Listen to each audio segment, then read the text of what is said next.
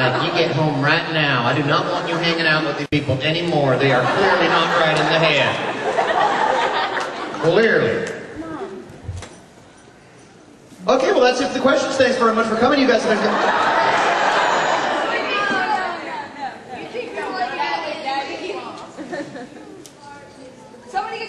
Did I audition, like, for the part of the dog?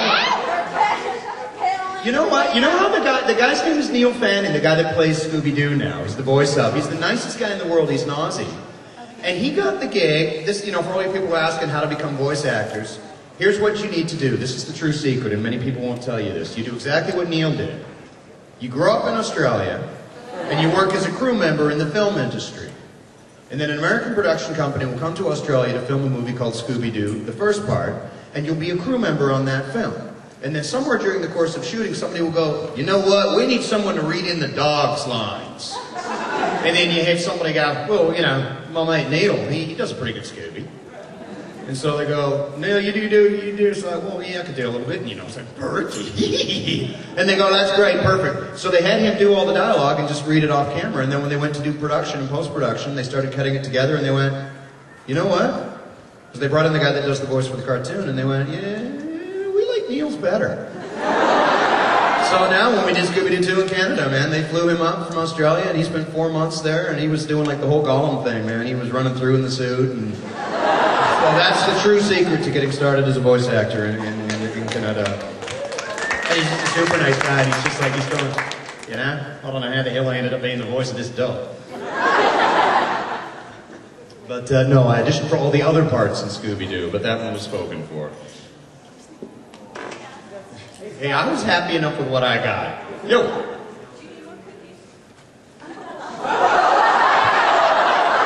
Who wants a cookie? These are Bootsy's homemade cookies. This is Bootsy. Everyone say hi, Bootsy. Bootsy makes the most phenomenal cookies in the world. You know, I put this much pressure. Now you got to run around and distribute cookies all day. You got, how many cookies you got there?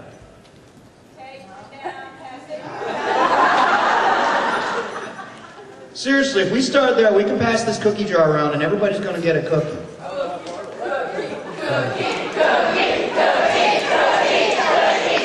They're in a frenzy, Bootsy. You can't turn them down. You won't get out of this room alive.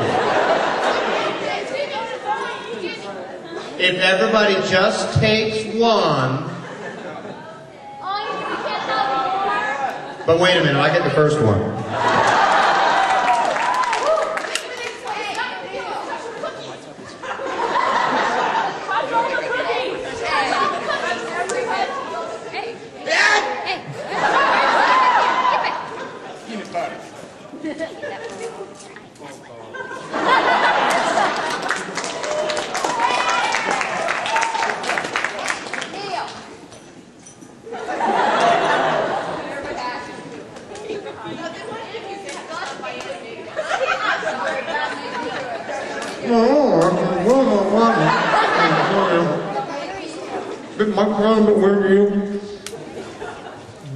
Somebody needs to put the cookie filter on. Well, now y'all getting into the spirit of things. Now I've got decisions to make. There's hands everywhere. I'm going to go this way and work my way back.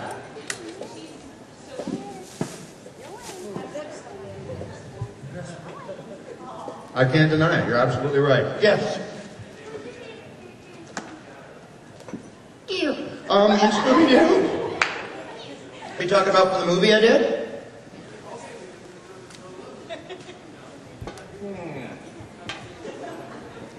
That's just me thinking.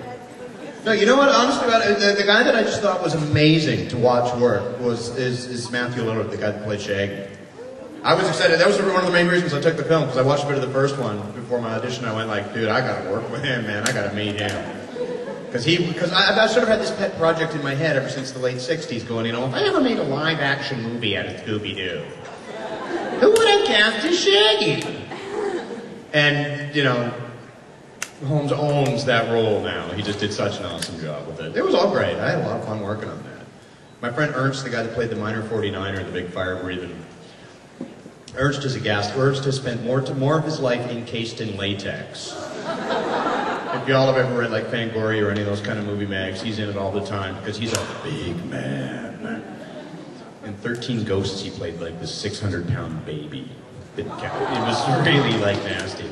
Anyway, so I was hanging out with my friends all summer on that thing wearing an animatronic head, so I had a good time throughout. They were all fun. My favorite character of all time from Scooby-Doo that never made it into the movie, I thought, which was a bummer. He was supposed to, was the Giggling Ghost. But that's the stuff I grew up on.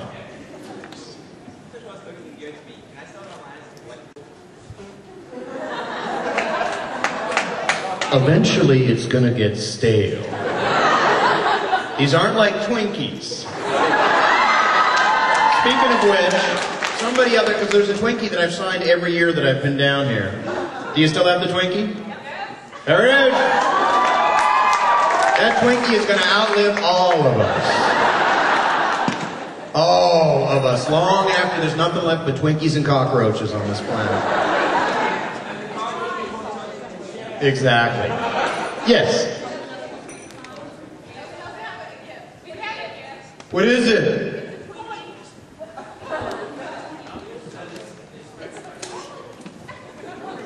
I'm afraid.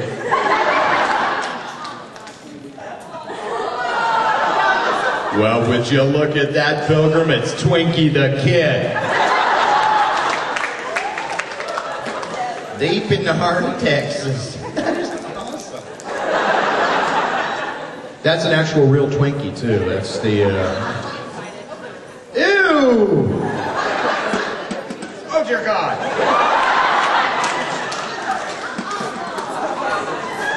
Next time someone calls you Twinkie for brains, you can say, I've met Twinkie for brains. I'm going to love this at customs. Anything to declare? Well, I do have this Twinkie.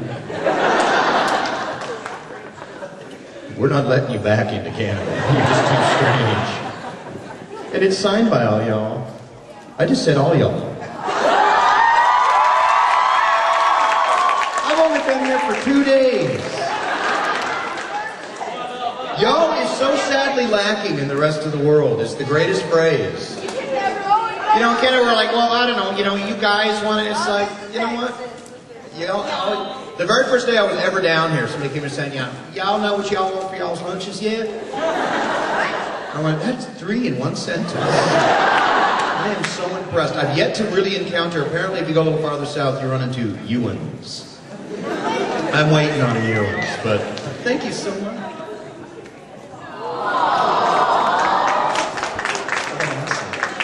The kid. Okay, I will sign this as we go along. Okay, for Twinkie Bob. All right, leave those up. I'll sign as we go. Pens all the way up on stage. Old Canadian creaking his way up here. Ooh, look, I found my cookies.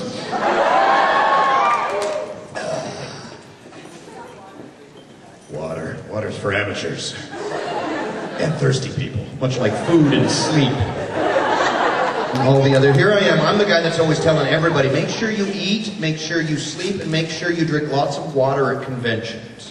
Because I've had people pass out on me, I've had a girl almost threw up on me yesterday. I have that effect on women. There you go, so I'm always like, eat, drink, make sure. I don't want, and of course, what I'm living on cookies and Pocky right now.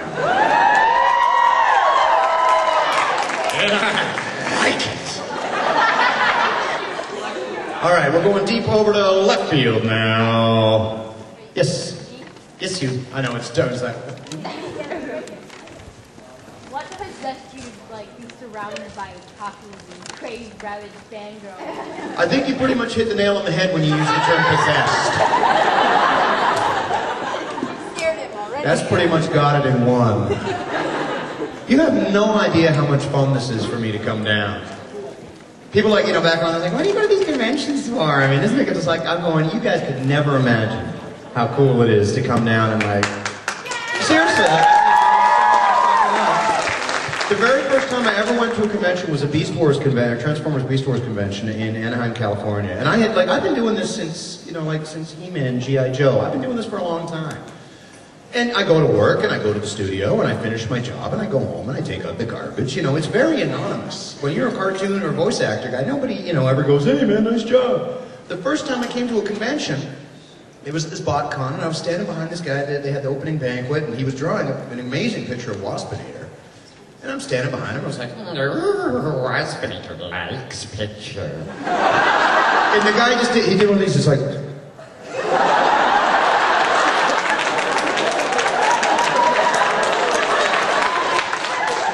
Oh my God. Oh my God. And I'm freaking out. I'm thinking like I got some giant spider on my shoulder. I'm like, what? Ah, what? He's like, and I'm just like, yeah, man, wow, it's an amazing picture. And that was my first experience. I just went, man, you all are not right in the head. I like it here. You know, so I mean, honest to God, it's a real treat for me to come down, and you know, it's so nice. You know, I go home with my big sack full of hugs, which is the best part. Remember, glumping is not a bad word. So yeah, that's what possesses me to keep coming back. Because believe me, if you're like me with flying, I don't enjoy that part. It's like, just get me to the con, get me to the con, get me to the con, get me off the ground, get me off the ground, get me off the ground. Okay. Once I get there, I'll be fine. I will have hugs, I will have love, people will give me passion, I will be fine. You are so much fun. Yes. I remember doing Link on the Captain N TV series back in the 80s. I didn't do Link. There's a few things floating around the internet that I've come across that I went, wait a minute. I wish Captain N was the first thing that I should have been on and I was supposed to do, and that was just after my very first audition where I went, I'll never do that again because the director was such a psychopath.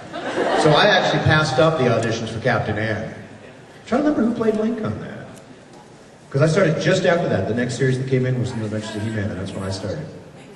God, who was in that? Matt was in that, Gary was everybody basically in it. But, I wish I had done it. You know what? I loved playing Link. It was one of my favorite characters ever of all time.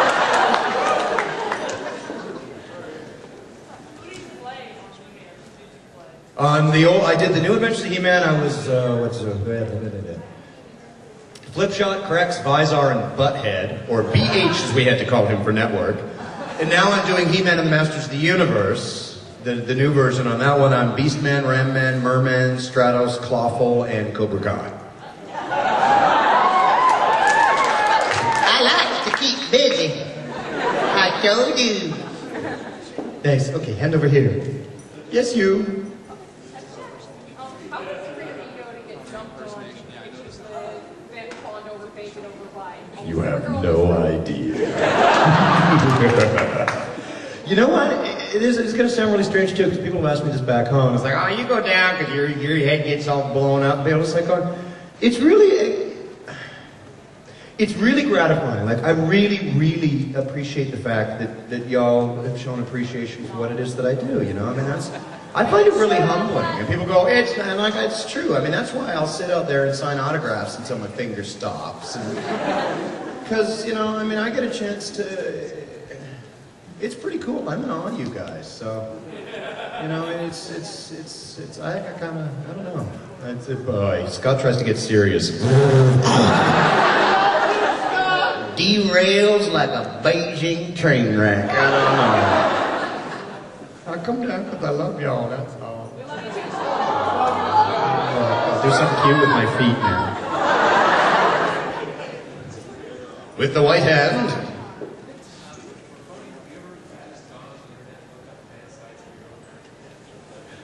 Maybe.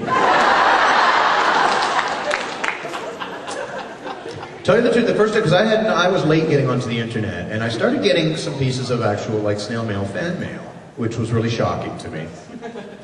Was it something I said? See you right if you get work. Everyone say bye. Bye! So I got a couple of pieces of fan mail, and I was going, how do these people know these things? So I went, okay, and I logged on. I was like, okay, Scott McNeil, search.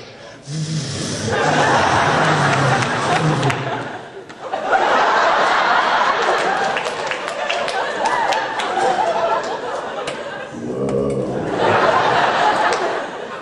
There's a guy that's a race car driver in California named Scott McNeil. There's a guy that works for the Linux. He's a programmer. There's a couple of them.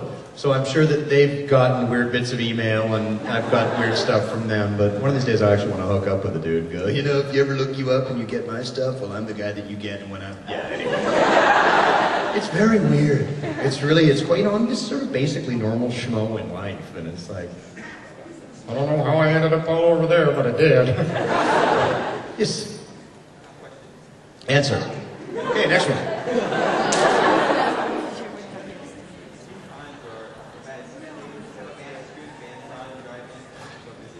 Yes, I hire people to sit in the back of my car and yell at. No, you know what? I mean, it really is totally. I've done one little tiny convention in Vancouver that's at a private anime club, and that's, you know, people go like, well, I'm a celebrity. You know, I'm a celebrity if you want to use the term for exactly 3 days at a time.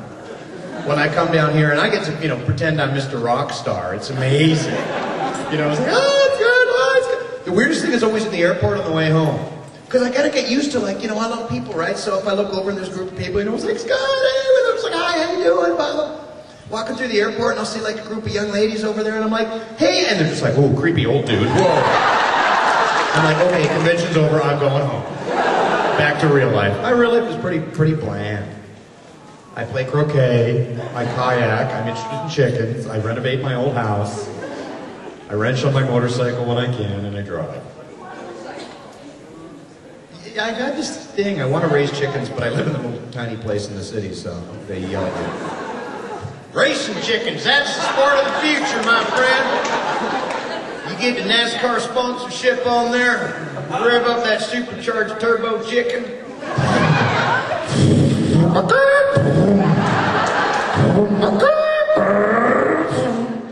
That may be the weirdest thing I've ever done on stage, but thanks for the suggestion. In the pink. I literally fell into it. I mean, I truly did. I'll try to give you the Reader's Digest condensed version of the answer, because a lot of people have heard it before. But, you know, I'd studied legitimate theater. I'd studied Moliere and Shakespeare and Ibsen. I was going to be a great stage actor that brings culture to the masses. So I was unemployed for a long time. And I studied theater for a long time, and I still think the most important part of voice acting is the acting part. I really stress that. Yeah, baby. You know what I'm talking about. You know, Mel Blanc knew what I was talking about.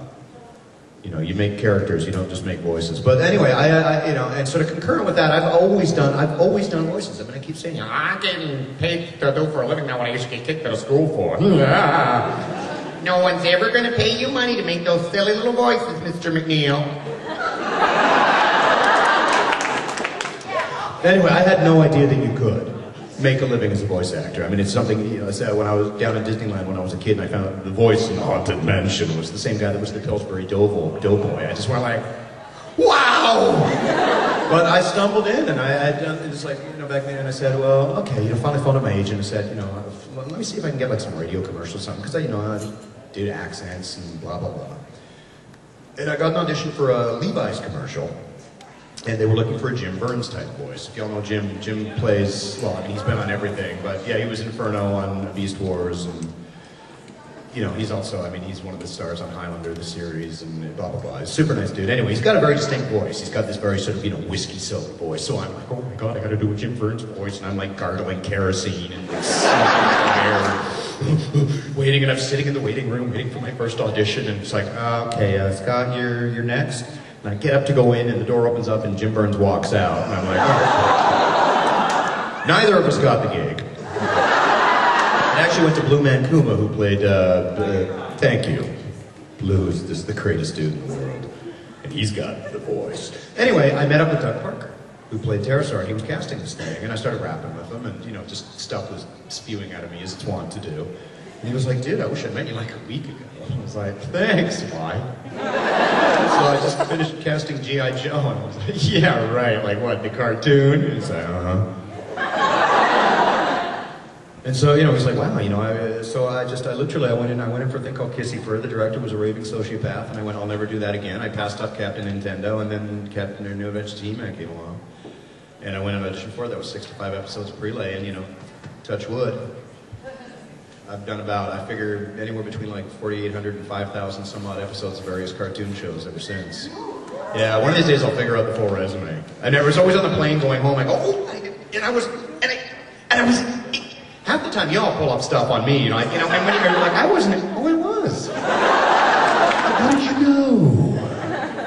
So I got very lucky, now it's definitely a much, especially in Vancouver, I mean, it's, we're like #2 market in the world for that kind of thing, and it's competitive, it's hard. I mean, I still audition for every show that I go out for. There's no like, oh, we'll just give it to Scott because he's, I gotta keep coming up with new stuff, and, but I was in the right place at the right time, said the right thing in the right way to the right person, with the right inflection, in the right circumstance, and, the universe opened up for me, and The God, they did smile upon me and brought me on my way to Puritan and Lighton Mountain and good. so now I'm, turned a pretty much dysfunctional and crippling mental illness into a fun and profitable career. So Multiple personality disorder does not have to be your enemy. So, that's how.